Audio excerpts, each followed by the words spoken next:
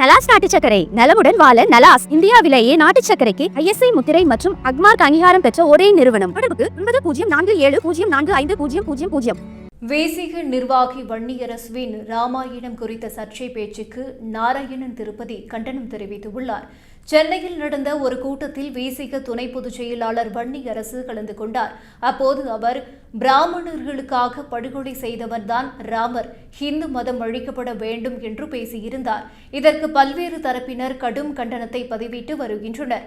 இதுகுறித்து பாஜக தலைமை செய்தி தொடர்பாளர் நாராயணன் திருப்பதி கூறுகையில், ஒரு ஜாதியை அவமானப்படுத்தும் விதத்தில் தரக்குறைவாகவும் ஒரு மதத்தினரின் நம்பிக்கைகளை கொச்சைப்படுத்தியும் பேசும் வன்னியரசுவை கைது செய்து குண்டர் சட்டத்தில் அடைக்க வேண்டும். பேச்சு சுதந்திரம் என்ற போர்வையில் பேசும் வன்னியரசுவின் கருத்துக்களை பத்திரிகைகள் இனி வெளியிடக்கூடாது என்ற முடிவை எடுக்க வேண்டும்.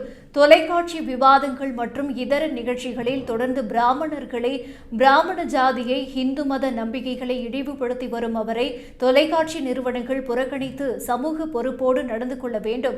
தொடர்ந்து ஜாதி வெறியோடு மதவாத சிந்தனையோடு செயல்பட்டு வரும் விசிக தன் போக்கை மாற்றிக்கொள்ள வேண்டும். இல்லையென்றால் அந்த கட்சியையே தடை செய்ய வேண்டும் என்று நாராயணன் திருப்பதி ஆவேசமாக கூறியுள்ளார். இந்த விவகாரத்தில் தமிழக முதல்வர் ஸ்டாலின் நடவடிக்கை எடுக்க வேண்டும் எனவும் அவர் வலியுறுத்தியுள்ளார்.